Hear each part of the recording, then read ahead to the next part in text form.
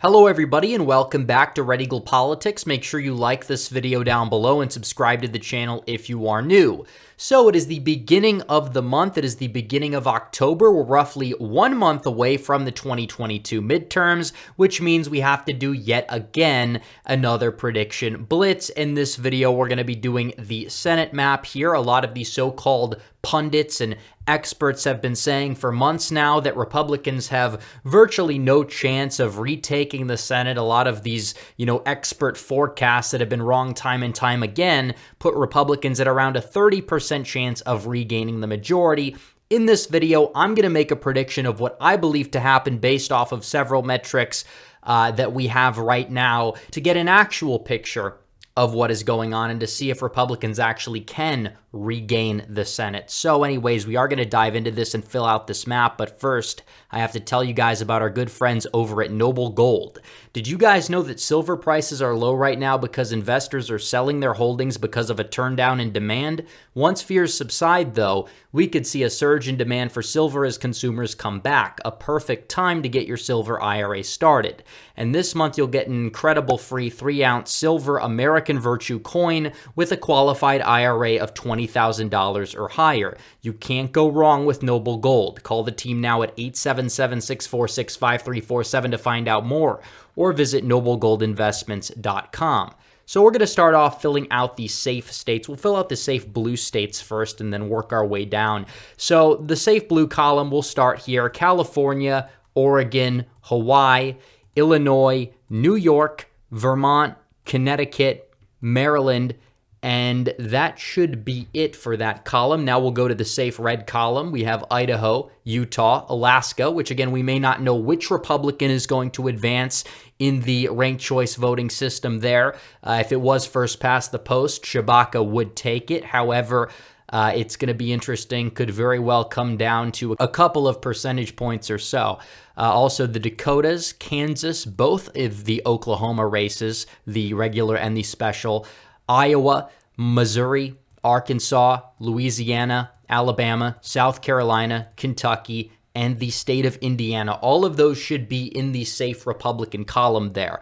So 45 for the Republicans, 44 for the Democrats. We're going to work our way down. We're going to start off with the likely Democrat states. We'll start off with the state of Washington, where Republicans are running Tiffany Smiley, who is a decent candidate going up against somebody who is the unpopular incumbent, Patty Murray. However, even though some polls have the race within the margin of error, they're likely outliers, and the state of Washington is still Washington. A lot of the population is in the Seattle area. Again, that's Antifa land right there. Even though some of the Democrat crime policies may not exactly be super popular in the state, it doesn't necessarily mean the state is going to flip Republican, especially anytime soon. So Washington will be in the likely Democrat column, close to safe. The next state, and the only other state here in the likely Democrat column, is the state of Colorado.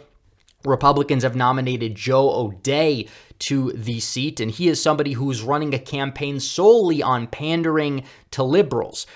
He's not actually trying to galvanize the base. In fact, a great portion of the base is probably even going to abstain. And this definitely matters in Colorado because O'Dea is wasting his time pandering to voters, many of whom were probably never going to vote for him anyways. And I'm not saying that Colorado really had a chance to be competitive at all. But in order to win a likely blue state or so, that's not exactly how you run the campaign. Take a look at somebody like Youngkin, who focuses more on kitchen table issues, at least when he was campaigning, instead of overtly pandering to the opposition. Honestly, if Cory Gardner ran in 2022 for this seat, he may have actually stood a chance to get it close, but Joe O'Dea pandering to the left, it's not going to work, and it's not going to work out for Stefanowski in Connecticut either at the governorship level, but that's a topic for another video. So up next, we're going to go to the likely Republican states here.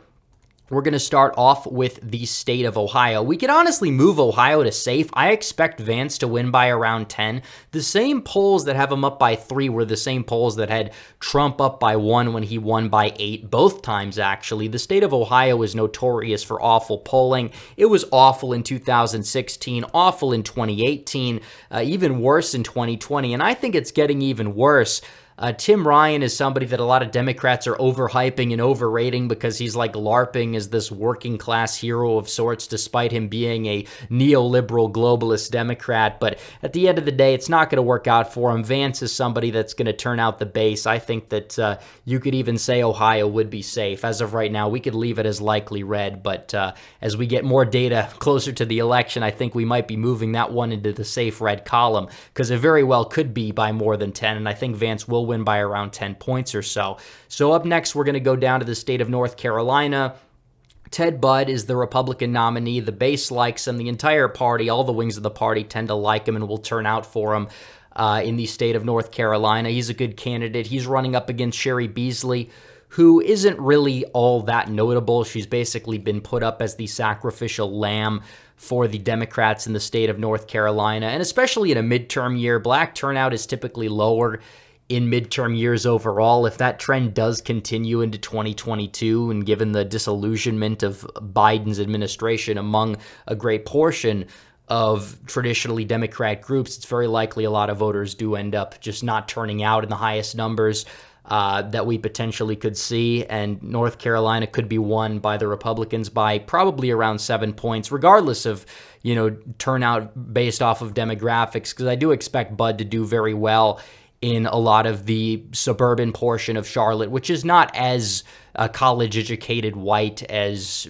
suburban Atlanta, for example, or some of these other suburban metros that have been moving to the left in recent years. But either way, we'll put North Carolina as likely R. I think Bud wins it by around 6 to 7.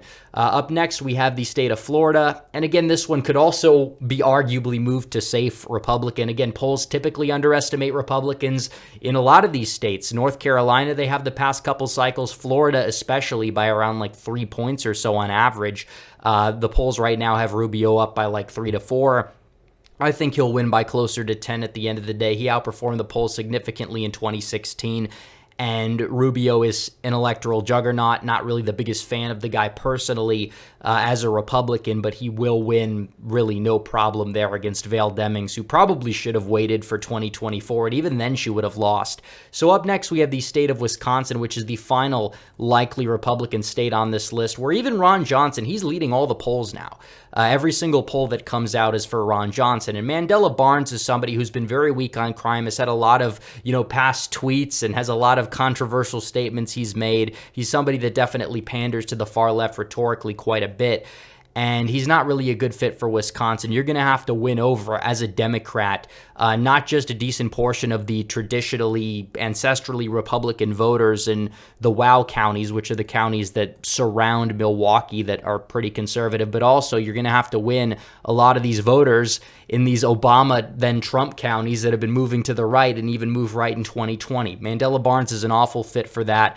I believe that you're going to see Wisconsin go to Johnson by probably around 8 points, because Johnson's ahead in the polls. And Wisconsin, again, their polling errors on average probably around, 6 to 7 points or so per election cycle, give or take. So it's not going to be good. And he's going to pull Tim Michels over the top, and Evers is going to go down as well. And we'll talk about that in the governor's prediction. But nevertheless, Republicans are already at 49 seats here. This is actually huge because they need 51 to retake the Senate because they don't have the presidency right now. So they would basically need to win 2 out of these last 5 states. So we're going to move to the lean Democrat states, of which there is one, New Hampshire. Republicans nominated Don Bolduc. Don Bolduc is going up against incumbent Democrat Maggie Hassan, who is not super popular. She's not necessarily as popular as Jeanne Shaheen was when she won big in 2020, but she's not necessarily super unpopular either. And I don't know if Bolduc is really the best fit for the state. It's not that he's, super pro-Trump or anything like that, like a lot of the neocons will tell you, but he's very hawkish, or has had a very hawkish record in terms of foreign policy. Not really the best fit for a more libertarian state like New Hampshire. If you want a Republican that'd be solid, that would do well there, you need to run somebody that's more of like a paleo-libertarian type, I guess you would say, in the state of New Hampshire. And I wouldn't say Don Bolduc fits that bill. I hope he wins, but as of right now, he's trailing in the polls by around 10. I don't think he's going to lose by 10. I think he'll probably lose within around 5 or so, given the national environment. But the primary is also the killer.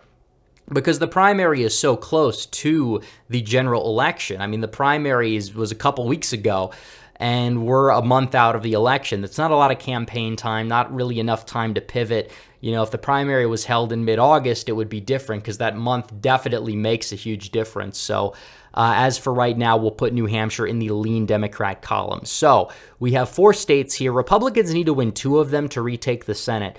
And we're going to start off with the lean Republican states, because with those 2 states that I have in the lean Republican column, that would be more than enough to get Republicans across the top right here. And we're going to start off with the state of Pennsylvania, which is a shocker because Dr. Oz has not led a single poll. People are like, how could you even put this in lean R instead of even, like, let's just say tilt R?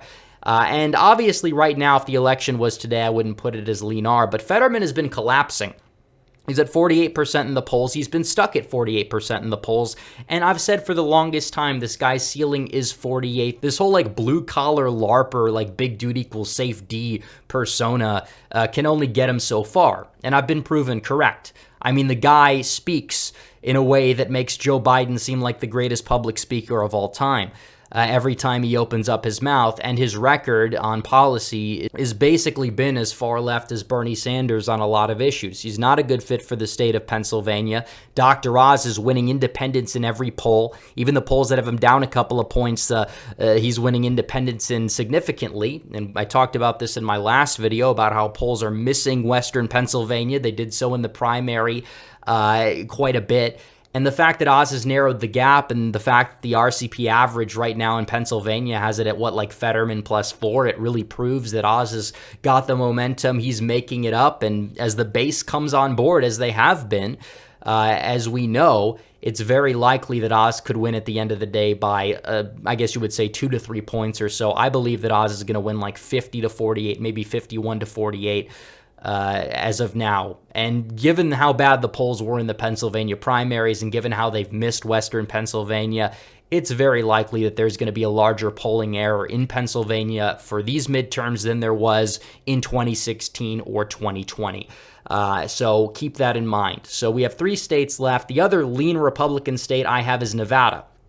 And Adam Laxalt is going up against Catherine Cortez Masto. She's the incumbent. She's polling at like 45%. And she's an incumbent doing so. Adam Laxalt, he's somebody that's a good candidate. He's united the party behind him. Pretty much all wings of the party support him significantly. He's got enough funding down the stretch to win. He also was a former statewide office holder in the state. He's somebody who has a family history in the state, the Laxalt family, very big in politics. And given the fact that the Nevada Democrat apparatus is nowhere near as strong as it was 4 years ago, and even then he outperformed the national environment when he went for governor in 2018, it's very likely he could win by a surprisingly large margin, especially given trends in suburban Las Vegas, which is absolutely true. And a lot of people are overlooking it. Even Las Vegas, we know Biden won this county by about 90,000 votes or so, but the county moved right. This is a county that voted for Obama over Romney by around, like 14 points. It voted for Biden by just 9. And if you get that margin within 6 points or so, you're going to be winning the state of Nevada.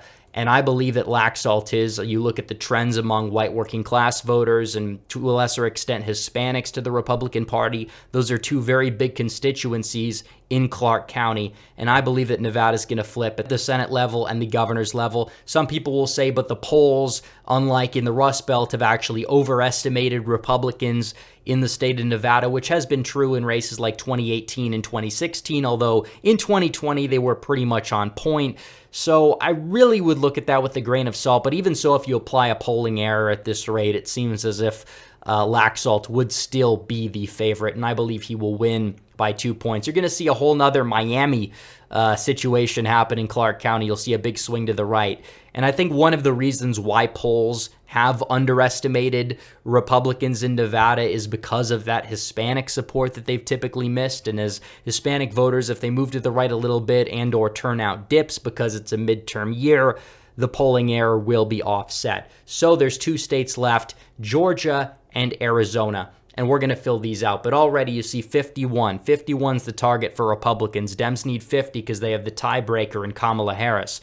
But as of right now, if Republicans win 51 seats, which the metrics would point to it, then they're going to retake the Senate. So we're going to go to Georgia, and I believe Georgia's going to be tilt-R as of right now. You have Raphael Warnock. He ran up against the worst candidate in history, arguably, in 2020, and he got by less than 2 points in a runoff against Kelly Loeffler. And this is a race where he's going up against Herschel Walker. Herschel Walker is a folk hero in the state of Georgia. He's a football legend, and he basically would turn out the base a lot more than Loeffler or Perdue would have in the runoff, and he's somebody that's starting off with a decently high name recognition. Warnock has outspent him 3-1 so far, but the polls have it as a dead heat, and a lot of polls, besides the outliers, have Herschel Walker in the lead. And this is all going to come down to the Atlanta suburbs. They have been moving left, but it is a midterm year where Republicans do have the energy factor. And if you have a reversion in these counties combined of just 1% and potentially lower black turnout overall could do that on its own, then you would basically have enough to give Herschel Walker the victory. I think it's going to be close. The real question is he going to win outright? Or is it going to go to a runoff? I could see either happening, but as of right now, I think Republicans are starting to build up the trajectory. They're doing better in the generic ballot. I think he gets by, as of right now, at the end of the day, without a runoff. That leaves us with one state on this list, the state of Arizona. And just like in Georgia, the incumbent senator's polling at 46, 47. Mark Kelly, I think he's polling a little bit better than Warnock is, but he's polling at around 47%. And he's somebody that won against a flip-flopper by 2.5 points in a D plus 4.5 national environment. He's not exactly this electoral juggernaut people make him out to be. Yes, he's an astronaut. Okay, that doesn't really mean anything. Bill Nelson lost in 2018. He was an astronaut. But basically, this whole I'm a moderate astronaut thing doesn't work anymore. And this is a common theme with a lot of these incumbents on the Democrat side that are up in these swing states. They voted with Biden 100% of the time. A lot of them don't even try to appear moderate. They don't even try to do the optics game that Sinema does or Manchin does. They actually just vote in line with everything Biden wants 100% of the time. And the bottom line is that this is a perfect opportunity for Republicans to capitalize on this because Biden's polling, at least in terms of his approval, is underwater by more than 10 points and has been for months now. So what I will say is I believe that Blake Masters is going to win this race. I think he's going to win it. I'm not going to say he's going to win it by a sizable margin, but I do believe that he is going to win the race at the end of the day in the state of Arizona. And the reason why is because you look at Mark Kelly. He was polling at 51% this time back in 2020. Right now, he's polling far below that. Blake Masters is only a few points behind him. And you look at the trajectory. In October of 2020, Mark Kelly led Martha McSally in the aggregate by 8.4%. He only won at the end of the day by 2.4. That's a 6-point drop-off. So polls typically this far out in Arizona overestimate the Democrats. And as Masters hits the campaign trail, just like how he, rose late in the primary, he's likely going to keep galvanizing supporters. And if Mark Kelly is still there in the polls at 47, 48, at the end of the day, a lot of the undecideds disapprove of Joe Biden. A lot of them are voting for Kari Lake. It is very possible, and I would say probable, that Masters gets across that finish line, giving Republicans 53 seats in the Senate to the Democrats 47. So anyways, guys, thanks for watching this video. Like this video down below, comment down below, subscribe to the channel, hit the bell for notifications so you never miss another video. Follow me on social media. The links are all in the description down below. As always, guys, thanks for watching. Red Eagle, out.